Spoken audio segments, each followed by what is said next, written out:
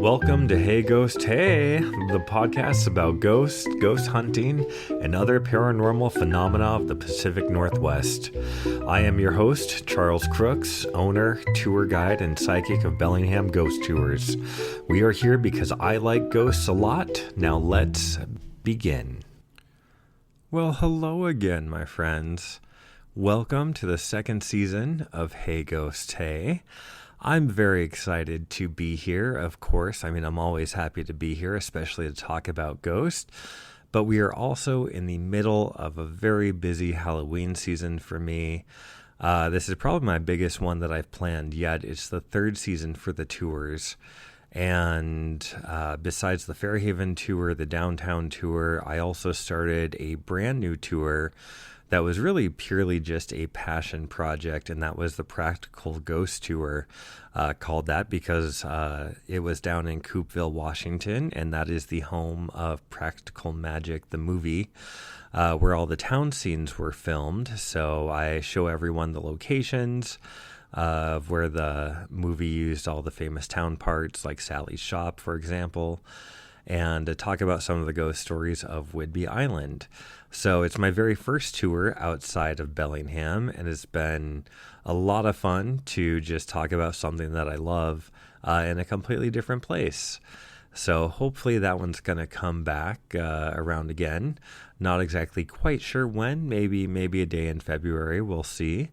But also, we're going to wrap up this Halloween season with a big ghost hunt in the Manresa Castle out in Port Townsend. This is something that I've wanted to do for quite a while now, has been on my list. So I'm super excited that we're going to go out there, and it's probably going to be featured as the season finale of this season. So hopefully, of course, we'll find stuff, but you never know. The ghosts don't always show up on command. So, all right, we're going to jump right in to our first episode here. And I thought it very appropriate to actually go back to where we wrapped up the last season. So the first season wrapped up at what I called the Whidbey Island House. And I thought it would be nice to start this season off with that exact same location.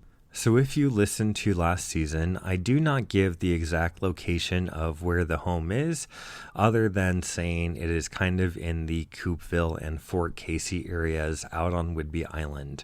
So recently it has been sold to new ownership, and they necessarily don't want it to be known that the location is haunted. So that is why I respectfully keep it quiet on the podcast as I talk about it on this more public space.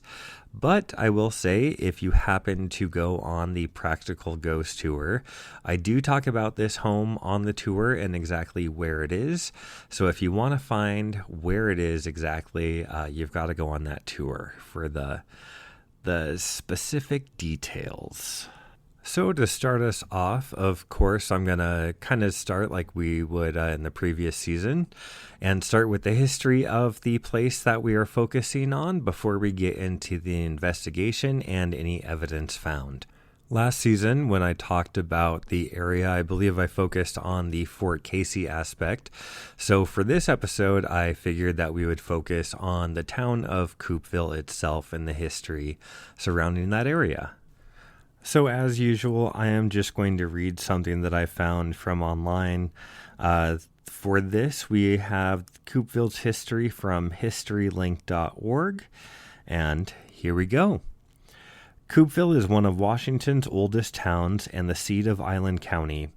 Situated on Whidbey Island at Penn Cove on Saratoga Passage, the town was once the site of 3 permanent Lower Skagit tribal villages. Named for pioneer Thomas Coop, it was settled by sea captains and farmers in the 1850s. Whidbey Island narrows near Coupeville. Nearby Eby's Landing and Eby's Prairie share a common history. The activation of Fort Casey in 1901 spurred efforts for Coupeville incorporation in April 1910. During the Great Depression, Whidbey Island utilized government funds for building projects such as Deception Pass Bridge in 1935. Many of Coupeville's older structures survived into the 1970s, and Whidbey Island's support for the arts and tourism gave impetus to formation of Eby's Landing National Historic Reserve, the first of its kind recognized in the U.S. Continued support of tourism has preserved 4 blockhouses, historic buildings and homes, and most significant, the prairie itself. Gift shops, restaurants, businesses, and boutiques in heritage buildings now line Coupeville's Front Street, and the Island County Historical Museum on Main Street interprets Whidbey Island's past. So, of course, even as this article mentions, it very briefly notes the native history of this area, while the actual colonized history is so new compared to even the rest of the U.S. or the rest of the world. And so I just always remind you that we often think of haunted history in relationship to colonized history, but we have such potential for things that have been here for so much longer, people that have been here for so much longer. So just always keep in mind that when we go into looking for these things, we often tend to automatically go to that colonized version of history and what can be left behind, but there's so many possibilities that exist beyond that. So last time when I investigated the house, I did 2 nights with 2 different teams, but this time I did a little bit different. I decided to do 1 night solo to see what would happen, and then I did a second night with a very small team inside the house. So for the first night when I was solo, I have to say that it was such an extremely quiet night. I had 0 responses, I think, on the flux responder, and that's one of the devices that was popping off last time we were in the basement, the night of the stormy full moon. And that's when we got all the responses that seemed like they were directly in relation to asking of the questions, asking if something was there with us. We constantly got a yes response for a good 5 to 10 minutes, I want to say, or maybe even a little bit longer. But this time, when I was by myself, I got absolutely nothing on the flux responder, and I had that device on for hours.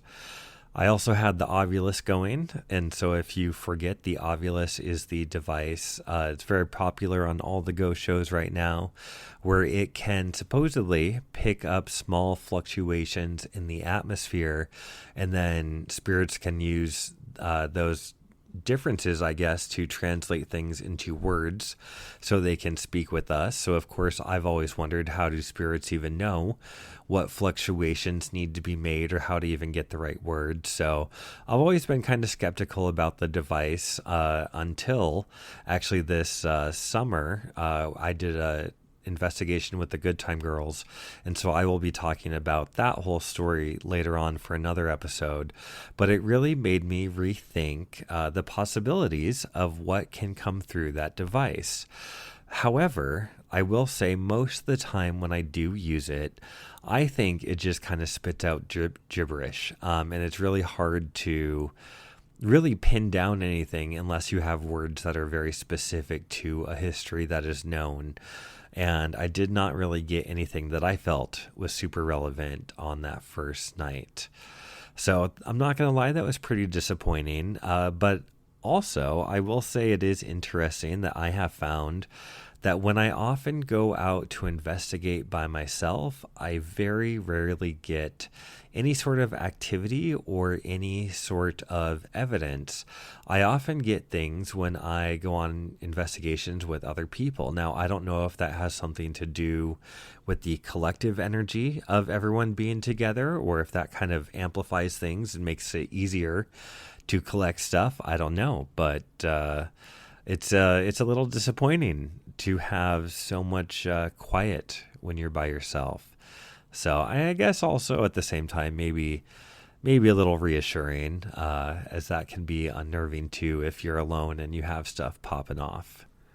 During the first night, the only activity that I did have, or I guess I could say I kind of experienced, was I used the Ovilus and changed it to a different setting. So a lot of people know it as the device that can spit out words, but there's all sorts of other different settings that you can tune it to, and one of them is a geoscope. So basically what the geoscope does is that it will pick up any sort of vibration picked up through the floor. If it's on a table, it can pick up vibrations on the table, or even still pick up like footsteps walking around on the floor. It's very, very sensitive. And so when I was sitting in the family room of the home, I set the Ovilus in geoscope mode on a rocking chair that was very, very still, and I tested the motion around it to see like what footsteps would be picked up. If I moved around on the couch, would that be picked up by my movement?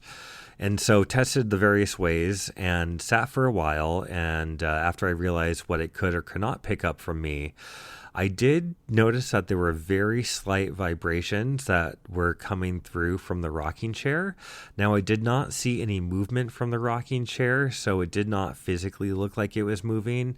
But the device did say that there were very slight hits of sensitivity, I guess, that it picked up, which was interesting.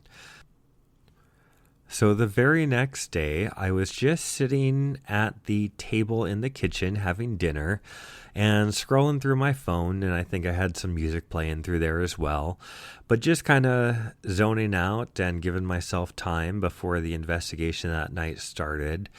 And I heard what sounded like almost as if someone had taken a handful of gravel and kind of scattered it around the walls, and you hear like a trickle of the pebbles falling. So at first I wasn't quite sure what I even heard. I got up and I looked to see maybe had someone driven up, because it almost kind of sounded like a car on gravel as well. And I didn't see anyone, and I couldn't necessarily pinpoint the noise. I paused my music, I listened further, and still didn't hear anything. But a minute later, I heard kind of more of a rumble through the wall, which then progressed to what sounded like very heavy footsteps on the floor above me. Now, at this point, I had never, ever encountered any sort of activity like this before in this home. So I'm not going to lie, my heart starts racing, and I really start to freak myself out. And so along with these heavy footstep noises, it also sounds like someone was rolling around a very heavy metal ball on the floor up above me. And so instead, of course, going up to check to see what's going on upstairs, I freak out. I call one of my friends, and she starts to bring me back to reality. And after listening for a few more minutes, I realize that there's scratching in the walls around me, and that it's most likely just squirrels. And so around sunset, they had rushed inside the home, and during this big rush, you could basically sound like the home had something tearing through it. It is really incredible. I guess if you've never heard the sound of rodents and walls before, it can very, very much sound like something else. And it was a very good reality check for me that even though I know that there's all sorts of natural explanation to things, that we can still freak ourselves out. And so, again, not everything is a ghost as much as I wish for things to be ghostly. It just simply is not. So I had to accept the hard fact that I got terrified by squirrels in the walls. Alrighty, on to the investigation for night 2 then. So for this, I had a very small team of 3 people that were with me by the names of Alex, Nancy, and Mary. And for this, I'm actually going to start up on the 2nd floor, work our way down to the 1st floor, and then down to the basement, which I find still to be the most active space of the house. still to this day. So starting with the second floor, we primarily had a lot of activity that was similar to the to the last time that I was there, especially in regards to the Ovilus. So now we have had all sorts of words come through that seem to have connotation to religion, to seem to have connotation to something bad happening, and then also to students or to children. And so those themes very much continued during this investigation. And let's find some of the exact word threads that came up. And now these words were in a row for the most part, instead of being kind of spaced out amongst other words. So I would say these were some of the most interesting threads that I heard in our time there. So for the first chunk, we have threat, heavy, students, found. And then it went on to say alone, angry, reveal, followed by sacrifice, preacher, release, island, especially students. And the last kind of coherent chunk that we got was unholy, unlock, constant, linger. And so we've never really had any sort of, rhyme or reason as to why these were coming up other than speculating on our own. But it is very interesting that we have had this continuous theme through multiple investigations now. So I very much do think that there is something to at least the energy and kind of theme of these words that are coming through on what seems to be a semi-regular basis. In relation to all of these words, I think that Nancy proposed one of the more interesting possibilities that we hadn't necessarily evaluated yet, or possibly really thought of or looked at. And that is the possibility of Native children being forced into other religions, as all those words definitely seem to fit that vibe of possibility.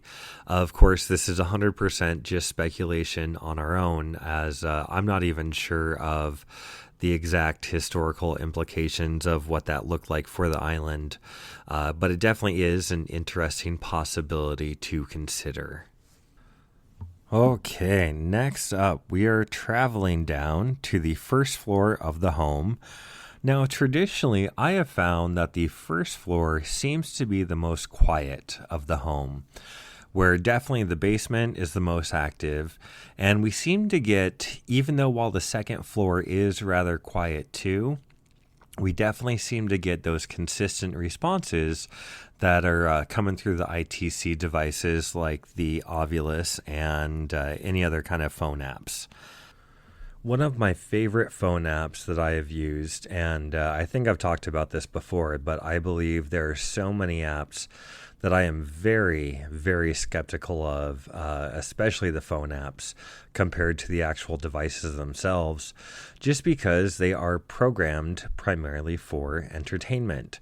And a lot of the word banks that the Ovilus-style apps will use are specifically made for haunting atmospheres. There are so many out there that I even think will listen to you and can spit out words in regurgitation to what it's possibly hearing, or what you've even looked up. Like so many other apps can track your conversations or even what you've previously searched. So, and I think there are some ghost hunting apps that do the exact same thing to either kind of regurgitate what is relevant to what is going on, or just really kind of spits out words that are relevant to ghosts specifically. However, I have found the most luck with the app called, it's simply called Ghost, all in caps, and it's also known as the Paranormal Science Toolkit. And I don't know if it's available on Android at all. I know for sure for iPhone, as that's what I have. But I have found this to be the absolute best app, and what I believed so far to at least be the most genuine app that I've used so far. One of the features that I really like about this app is that it has an SLS scanner. And so basically SLS devices, we saw their rise come to be in, the earlier days of ghost hunting, I guess, where people realized that the Xbox Kinect camera, which is made to sense movement, can supposedly pick up the movements of things that are unseen in the room as well, like a ghost. And so it would map those movements out with a green stick figure. So when it identifies human shape, it attaches that stick figure to it, just like it would for a normal person who would be moving around. And so with this app, I have used the SLS part many, many times and on many different investigations. And now I have never had one single hit that made me even question of something possibly even existing there. There are very, very few times where I found very obvious false positives, like, for example, on a chandelier. Like, it can pick up the candle extensions or the light extensions and attach almost like a human-like shape to that. So obviously a very false positive. Now, had I been getting all sorts of stick figures and using this app just in all the spaces around me, I probably would be very skeptical about it because I really don't know if it is picking things up or if it's just literally throwing in a stick figure and being another entertainment app. But I have found that it would not give false positives at all unless it was connecting to a very real physical thing, like the candelabra, for example, chandelier.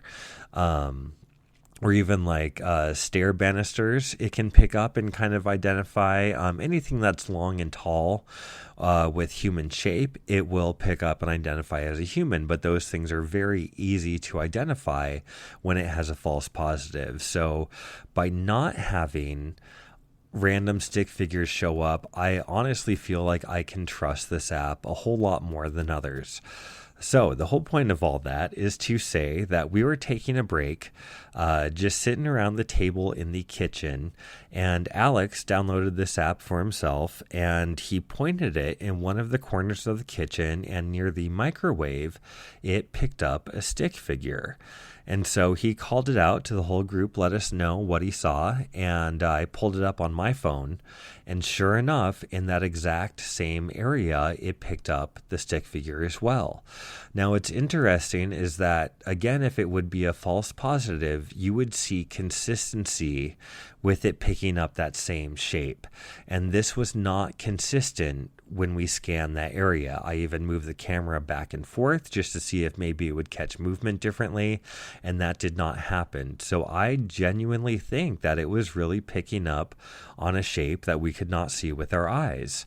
And then after it shifted from the corner in the kitchen over to another doorway where it was picked up again, and again, Alex and myself both saw it on our apps. So to have both devices pick up this same figure in the exact same areas without any obviously discernible object to give a false reading was extremely interesting, and we were pretty excited because, like I said, this was my very first time that I'd ever seen any sort of actual positive with this app on or using it for ghost hunting purposes or using it for the SLS. So I was really excited. And then after it was in the doorway to the living room, it disappeared after that. So other than that, the first floor was very quiet, like I had mentioned before. So now let's move on down to my favorite area, which is the basement. Once we got down into the basement, one of the very first things that I had noticed was that the ceiling was completely new, that it actually had a ceiling installed. Whereas before you could just kind of see random floorboards or just kind of like the rafters throughout there. It now had a complete ceiling, which was brand new compared to before. But other than that, it was pretty much the same space. But I bring this up because one of the very first things that we experienced in the basement, especially around Mary, were cold breezes and cold spots around us. And so I was initially standing by Mary, and I felt the exact same thing pretty much almost simultaneously when she did. And so it would feel almost as if like there was a very gentle draft coming from a window or maybe like a door left open. But we checked all of the possible areas around us. Like there is a window down there, but putting your hand up to it, you cannot detect any sort of draft or any sort of air coming through there. And then also, especially with the new ceiling, it definitely closed off any potentials for any holes that were in the ceiling as well, or that were coming from in between the floors there. And so we felt all around for all sorts of different possibilities of where this air might be coming from, and we could not identify the source. And most of the time, it would just kind of hover around like your shoulders and gently flow around your neck, because you could actually feel a movement to it. And sometimes it would come down near your hand and go lower to your legs. But Nancy had a thermal device, and she was actually able to see this cold spot as it kind of moved around us, as there were very discernible areas that were colder than the surrounding atmosphere. And of course, while in the basement, we had to use the flux responder, which was the device that we had such good luck with before on the full moon stormy night that I had mentioned before, and that we also feature in season 1's finale. And while it did give us some hits, I would not really say that it was as on point as it has been before. There were times when we'd be talking and it randomly would go off, or it would go off maybe after a minute or so we had asked a question, but it didn't have the exact same responsive timing that it had last year when we were there back in November. But lastly, one of the devices that surprised me the most while we were in the basement was the ghost box. Now, when we used this last season at the house, we had one single word come through in all the time that we used it. So one single hit, and that was pretty much it. But this time, we really weren't having much luck at all the first few sessions that we used it. And then our very last session, when we were back down in the basement, we had the ghost box playing. And at this point, I kind of got into what I consider to be like the static haze. And if you've used a ghost box before, it rapidly scans radio stations to give you white noise. And then supposedly spirits can use that white noise energy to talk to you live. And you don't need a recorder to hear them or like go back and listen like I do with the EVPs. You actually can hear those voices coming through in a live kind of like live stream or live moment for you. And so that way you can facilitate communication on the spot instead of having to wait, go back, listen, and then not really realize that there was something around you at the time. So in this session, we're using the ghost box. And like I said, I kind of got into that static haze of where it's almost kind of hypnotizing in a way because it's so rhythmic. And we weren't having anything come through. And as I kind of lost focus, all of a sudden, it sounded like a woman's voice said a few words. Now, it all kind of caught us off guard, but we all heard it, and it kind of snapped us out. Now, none of us could kind of identify what exactly was said, but we know for sure that there was a voice that came through. Now, I did record this with my digital voice recorder.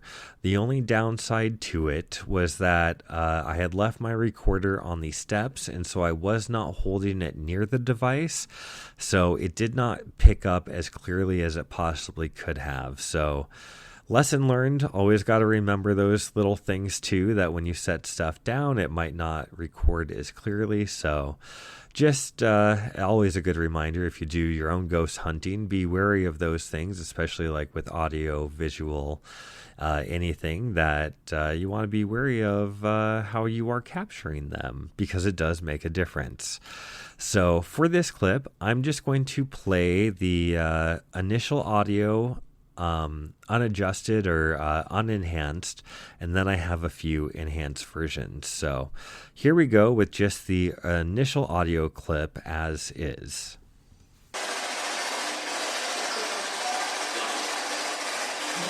That was something. Yeah. That was something. Yeah. And so, as you can hear, before my excitement in the clip, that it sounds like a woman's voice. To me, almost kind of sounds like she's saying 2 or 3 words, but I'm kind of leaning towards 2. And this is just total speculation on my end, as of course, keep in mind our minds want to try to make sense of this. But it almost kind of sounds like good morning, or it could be like 2 words with 3 syllables.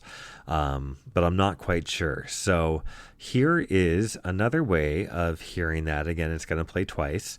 This is just with the volume enhanced on the Ghost Box.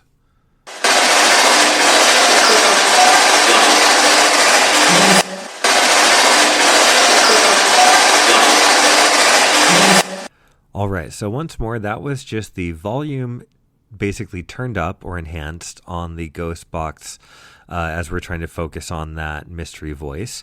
But now this last time, I tried to strip away some of the static noises and see what we could get, and also enhance that for volume, and this is what we got.